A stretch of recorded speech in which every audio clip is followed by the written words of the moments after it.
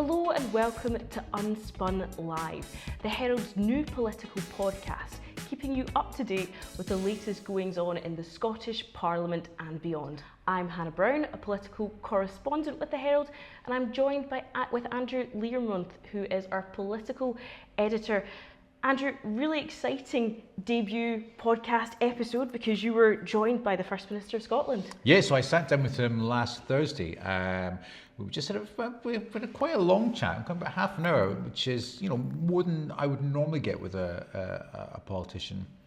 But we got it because we're doing this podcast for the first time, and so it gave us a chance to explore some of the big topics that are dominating Scottish politics at the moment, but it also gave us a chance to have something a bit more personal and to sort of reflect a bit more on what has been his first year in office. He's been SNP leader and First Minister for 11 months now. We're coming up to that big 1 year.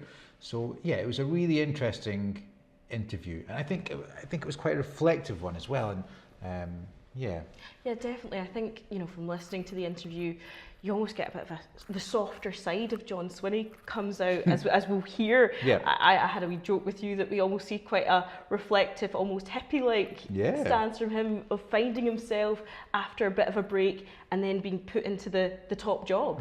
No, absolutely, yeah. I mean, it's so this was recorded on Thursday, so right before he flew out to New York for Tartan Week and the Tartan Week celebrations.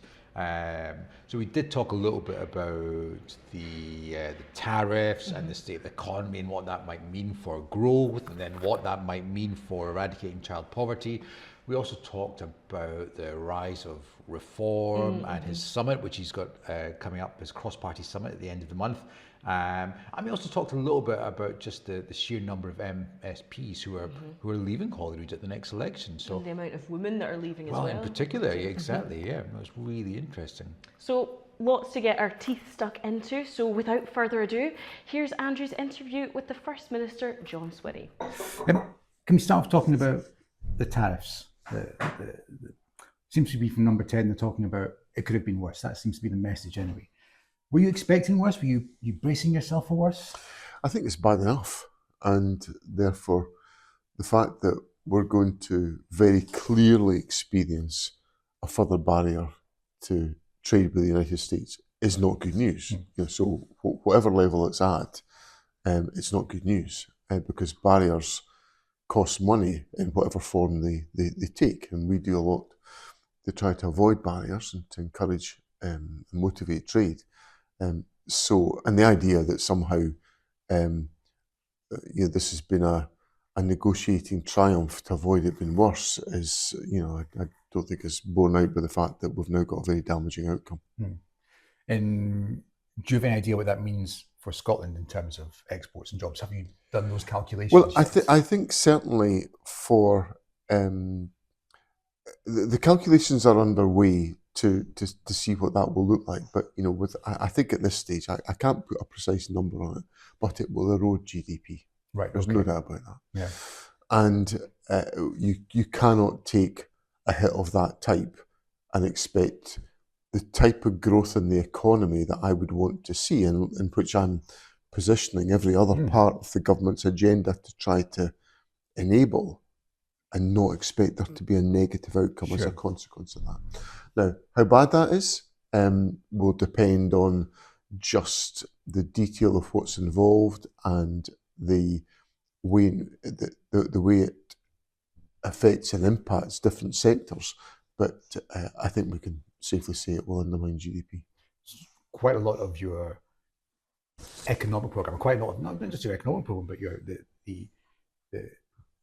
the difficulties you have in the years ahead in terms of your budget, in terms of paying for things like the ADP, you need growth, I suppose. Of course you do. To get those, to pay those bills. So, I mean, are you now going to maybe have to start thinking again about... There's a number of things that come into play here, because there's a number of factors that run the risk of undermining that. And you're absolutely right in your premise, which is that we need growth in the economy to deliver growth in the public finances. and the two are inextricably linked. If you then have a barrier through tariffs, or if you have growth that doesn't come through because you haven't managed to get all of your economic policy sequencing, we spend a lot of time trying to make sure our economic policy is sequencing, so that, for example, in offshore wind, we've got all the right interventions in place in terms of identification of sites, consenting, about planning policies, about skills development, about infrastructure development. We spend a lot of time trying to make sure that we've got all that in place so that we can realise the economic opportunity, so that we can get the revenues that will fuel the public finances. If you have interruptions and damage or barriers to that, that's a significant problem. One of the big challenges, the immediate challenges really after last week's spring statement is going to be around ADP and the changes to PIP and what that's going to do for the block grant, through the decision to tighten eligibility for PIP. Are you now going to have to look at ADP and the eligibility for that, or? Well, we'll have to essentially take forward an approach that will go alongside much of that consideration in the UK, because what we don't know yet is, will the proposals that have been advanced be the ones that materialise, and what will be the dynamics of the budget position that we face. So the Chancellor delivered the spring statement a week or so ago. In the intervening period, the landscape of that has changed because of tariffs. So you've already got a kind of significant change in direction as a consequence of events that have taken place in a relatively short space in time. So we will have to assess carefully where the UK government is heading, what that might look like in terms of block grant adjustments, and then we've also got our own agenda of measures to stimulate growth. Sure. Because I wouldn't want to give any impression other than the fact that the government is looking actively for it's looking to deliver growth under our own steam, because that will obviously have an effect on the tax receipts that we have under our control, and that forms an integral part of our policy agenda. We're recording this on Thursday. You fly out to New York tomorrow for Tartan Week or Scotland Week? Tartan Week. Tartan Week. Is that the official? I think that's the official terminology. I think there was an attempt to make it Scotland Week, and now it's okay. I don't know. Well, there'll be a lot of tartan around. Let's just say that. There'll be in the big parade on Saturday. Will be a big parade of tartan. And you will be in the I shall be there. And you'll be wearing the kilt. I will be, yes. The Ancient Hunter. I bought a kilt many years ago. My mother's maiden name was Hunter, and so I bought the Ancient Hunter tartan, and it served me well. Still fits. Good. But will you be using the time in New York to talk to representatives from the administration? Will you be able to manage that? I won't be. I don't have any discussions scheduled with members of the administration. Okay. And we were deliberately constructing this trip as an opportunity to entrench the connections that we have with some key investors. So I've got several days of, yes, on Saturday it's more of the parade in New York and various other surrounding cultural events. But fundamentally, the rest of the time, I am immersed in business discussions and business dialogue, and that's stretching across food and drink, tourism, energy, and financial services. And some of these are conversations to follow up discussions that I had, for example, at the Global Offshore Wind Investment Conference that we had in Edinburgh just a few weeks ago. And these are the next stages of discussions about securing further investment in Scotland. So primarily it's been set up as a trip that will enable me to help to land some more of these investment opportunities that we're pursuing. There's been some tension perhaps in the past between the Scottish Government, UK Government over some of the sort of international diplomacy. Is that with the new administration of the new government down south, have things improved? There are better working relationships between the Scottish and UK governments. I have to say, on my own personal experience of working with British ambassadors around the world, I've never had any problem. Right. Okay. They've always been perfectly welcome, very welcoming. You know, I was warmly welcomed into the ambassador's residence in Seoul in Korea.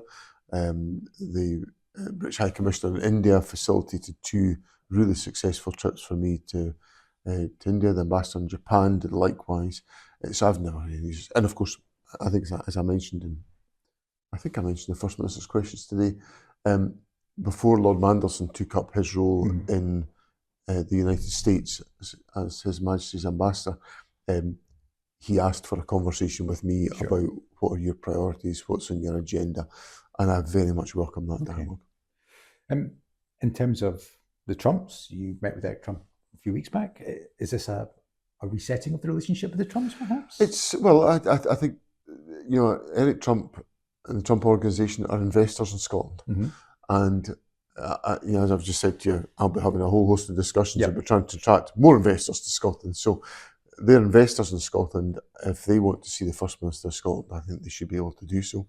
And we had a very constructive and productive discussion, and he was able to update me on the Trump's plans in Scotland to express their great pride in what they've created here. And I was able to understand the plans that they're taking forward. And that's part of what I think is my role as First Minister. I've got to go back to where you started in this discussion. The prospects of the economy are absolutely integral to the achievement of my principal agenda about the eradication of child poverty. We can't invest in measures to deliver the Scottish Child Payment if we don't have the revenue to do it. So I've got to take a particular personal interest in supporting investment. But there must still be a tension there, you know, because these are President Trump, rather, and his cabinet and his government are not people with which you are politically aligned.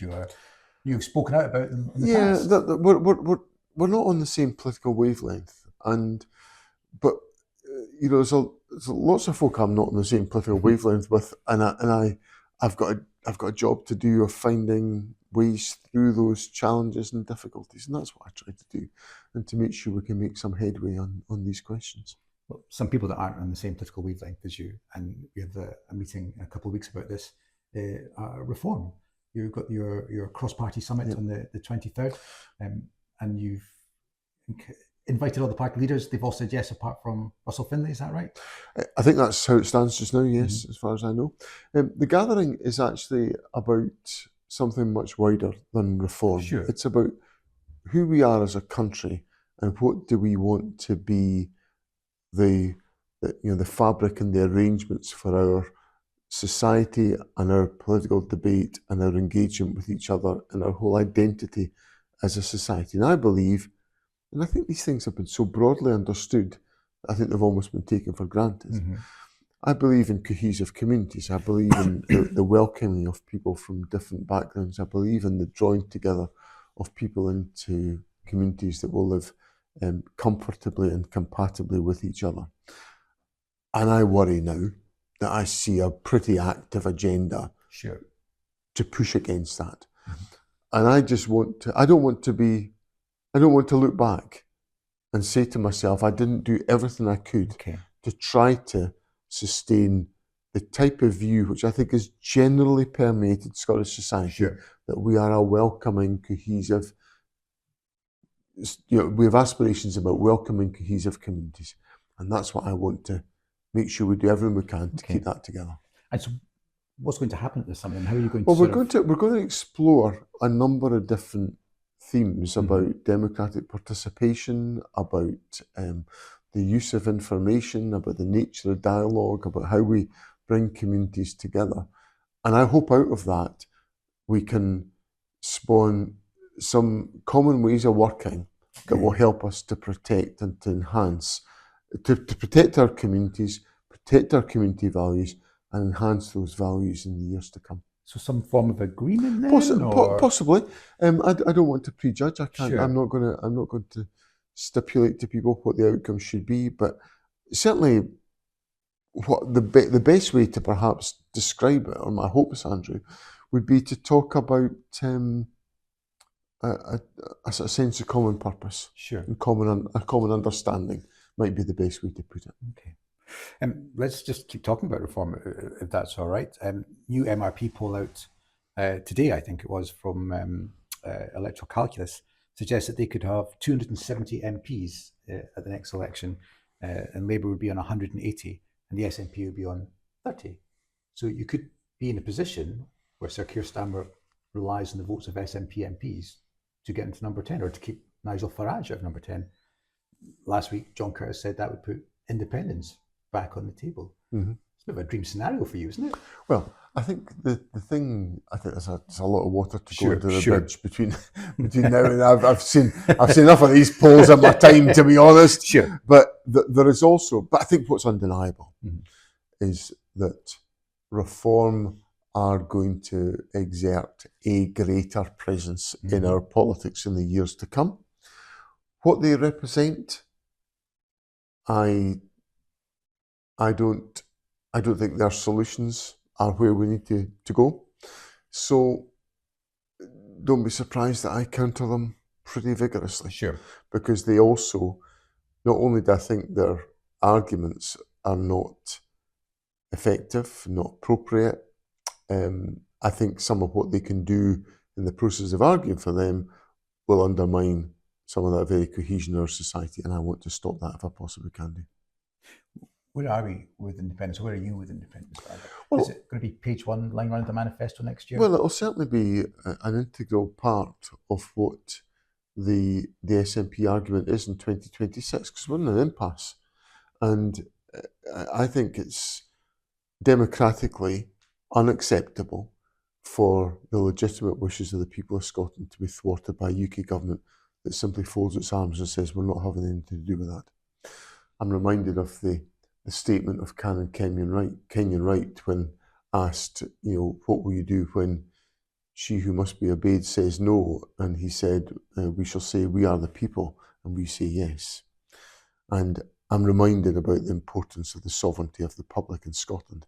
So for me, the argument about independence is integral to my politics and to the future of Scotland. When I look at so many different issues about the strength of the economy, about the well-being of the population, about welfare, about our role in the world, about the issues we raise in our role in the world, I think so many of them are resolved by independence.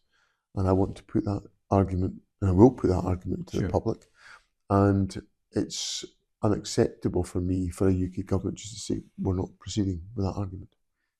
Maybe unacceptable to you for them to say that, but they're not going to come around. That's a slightly different question, because I think that's where I think it's democratically unsustainable for the UK government to just say no, because as I've said in previous occasions when I've gone through this issue, the UK government accepts that there is a mechanism by which Northern Ireland can consider its constitutional status. And that says to me that there should be a reasonable basis of deciding at what point does Scotland have the chance to express its view and her wishes about the future. And we should have that opportunity. Talking about possible post-election agreements or deals or understandings, would you be open to a Bute House Agreement Mark II with the Greens? If that's... I think what I'm focused on, like I've been crystal clear since I came into office, that I had to get the SNP government back into a position where it commanded the respect of the public and it was focused on the public's priorities. And that's what I've been doing. And I think over the now 11 months that I've been in office, I think we're increasingly getting closer and closer to that point where that is being achieved. And I'm obviously focusing the government day by day on making sure that is the case. And then we've got a record to defend at the 2026 elections and some ambitions to set out to the public. And then we'll see what the election throws up. Okay. So it's not Well, a yeah, no. It's not a no. Well, but we just have to see what Sure. comes from the election arithmetic, and I obviously want to win the election, to win it outright, and we'll just see what the electoral arithmetic throws up. One thing that we know for sure after the next election is there's going to be a lot of new faces in this building. There will be. 23 of your MSPs are standing down, 13 of them women. And it's not just veterans, there's a few folk who've been there, only done one term. I mean, why do you think that is? I mean, I think there's a number of things going on. I think some colleagues have been here a long time, yeah, and they're deciding that that's enough, and I totally understand that. And I respect all their contributions that have been made. For some others, I think politics is quite challenging. Sure. Now, I think what people have got to endure in terms of what's said about them, what's said to them, is quite remarkable. You know, I've been a parliamentarian for 28 years. I can see an enormous difference from what a member of the public would write to me 28 years ago compared to what they're prepared to write about me today. Sure. Are two very, very different things. Now that's about quite a big change in society that's taken place over that time, and social media has fueled that to a formidable extent. But I think some colleagues find that really quite difficult to cope with. And I find that deeply upsetting, because there's colleagues who I'm losing that I really would rather not lose. Yeah. But I know I'm losing them because they feel they're not prepared to endure what they're enduring. And I deeply, bitterly regret that. I completely understand that, but it's quite damning, really, about the state of politics in Scotland, or the state of this place, perhaps. You know. Well, I think it's not just about that. Sure. It is about those things, course, undeniably, Andrew. It's about wider things. Yeah. It's about, you know, I think there's not. I don't think there's many issues that social media doesn't monster. And you know, you could, you know, football clubs, Sure. you know, whatever. You know, there's a sense where, and I'm really mindful of these issues in the couple of weeks that we're having. I've found the last 2 weeks deeply draining, with the loss of my colleague Christina McKelvey. But yesterday we had a really honestly reflective conversation, which led us to the point where I think generally you could conclude that everybody said Christina McKelvey was a good person, a lovely person, a lovely colleague who bore no ill will towards anyone and did not bear any antagonism about anything that was ever said to her, which I think speaks for one heck of a tribute to her inner resilience from her roots, her family roots in Easterhouse. And I suppose, to me, I've thought a lot about this.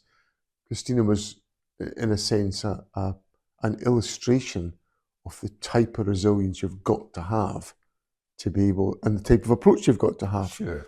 Good, you know, warm and good in nature, able to cope with whatever is thrown at you, able to give with good grace. And, you know, I'm thinking long and hard about that, about how I go about my days. Yeah. Because I think there's quite a bit for me to learn from that as well. So it's not to say it's everybody else has got to learn. I think I've got to learn something from that. I'm trying my best to live up to it. But I think it's an illustration of just where we are and how challenging it can be. In terms of resilience, you're coming up to your first year as First Minister. You've been in government, you've been a parliamentarian for a long time, you've been in government a long time, but this is the big job. I think on day one, I asked you, why you were putting yourself through this. And you said You said at the end of being DFM, you'd been physically and mentally exhausted, but you'd rested and you'd come back and you were ready for what lies ahead. How have you found it? Well, first thing is that I was grateful for your question, because it actually allowed me to air something which I think the public in Scotland needed to hear, that they weren't getting the guy that had left office after 16 years as deputy, well, not 16 years, 16 years as senior minister, 9 of them as deputy First Minister. They were getting a different character. And I hope people have seen that, because I did get the benefit of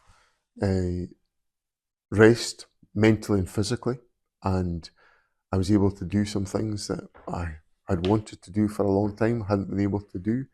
One of the days that I spent in that period when I was out of office, which I had to have a resonance in your newspaper with some of what you've carried. But I, as a teenager, I went to the youth hostel at Lochosian, travelled by train to Carrower Station, seen the filming of Train Spotting. This is long before Train Spotting, this is in the late 1970s. Home from my bike to the youth hostel, stayed at the youth hostel, and I just thought it was a place of the most astonishing peace. And I wanted to go back there, and I've never managed to get back there. But I went back there in the February of the year that I was out of office, on a most incredibly stunning day. I got the train from Rannoch in the western edge of my constituency up to Carrower, walked around the loch. It was covered in snow, beautiful blue sky day, so you can imagine what it was like. Day of course, not a scrap of mobile phone signal, which was great. Got back on the train, went home, and that was. I would take a day like that to illustrate the real impact of having time to relax, to ease off, to think differently, to just rest your head. And so I had all that available to me when I came into office. So when you asked me that question, it was a really welcome opportunity for me to air something which I ordinarily wouldn't say to anybody. But I aired it because it was important people understood this is not the same guy that went out the door in March 2023 that's coming in the door in May 2024. And how have I found it? I've loved it. It's an astonishing privilege. It's really interesting. It's very demanding, physically and mentally. But I think it's also happened to me at a stage in my life when I feel I am better equipped than at any other moment to handle it in my life. How are the family finding you recently become a grand? Are you grandpa? Are you grandpa? I'm Papa. Papa. And it's been quite very disruptive, I suppose is the best way I can put it. Everyone's, we've had to manage our lives a bit more carefully. Our son Matthew has got a lot of, he's 14, he's got a lot of activities. We live in rural Perthshire. So my friends are tremendously good at helping us with journeys here, there and everywhere, and plays a lot of sport, so we've got to make sure that's properly attended to. Elizabeth, we just have to plan a bit more about how things can be okay in the house when I'm away, because I'm away a lot more than I used to be. But there's also, so there's those challenges, but there's also upsides, because there's lovely moments. When one of my roles as Keeper of the Great Seal of Scotland is I have to authorise the release of the crown from the castle if it's going anywhere. So of course it was coming down here for when the King and Queen came here in September for the 25th anniversary of the Parliament. So we all went up to the castle on the Saturday morning of that day, and I signed out the crown, released the crown in the company of the Lord Advocate to. What happens if you don't sign it? What have you said to me? Well, it couldn't go. It literally couldn't go. It needs my signature to let go. And the Lord Advocates, as representatives of the keepers of the commissioners of the regalia, and we are sitting there in close proximity to the crown, 100-year-old symbol of Scottish nationhood, you can't actually do that in any other circumstance. No. It's behind a glass case and all for all good reasons.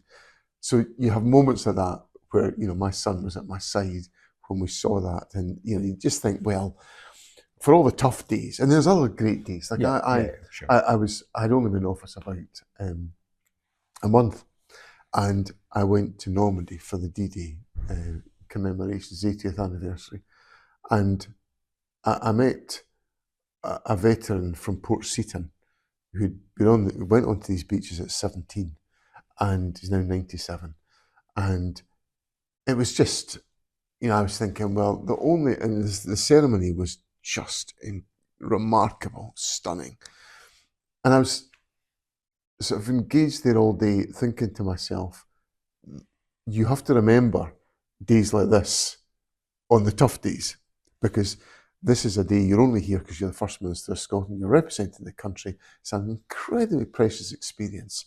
So you need to use that to counterbalance the days where it can be a bit taxing. That's us. Thank you very much. Thank you very much. So we just heard from the First Minister there, lots to discuss, but it's going to be a fairly quiet week in Parliament this week, isn't it, Andrew? Yeah, so it's Easter holidays, Easter recess for the next 2 weeks. So there's, you know, no debates, no committees, no one's going to be in Holyrood.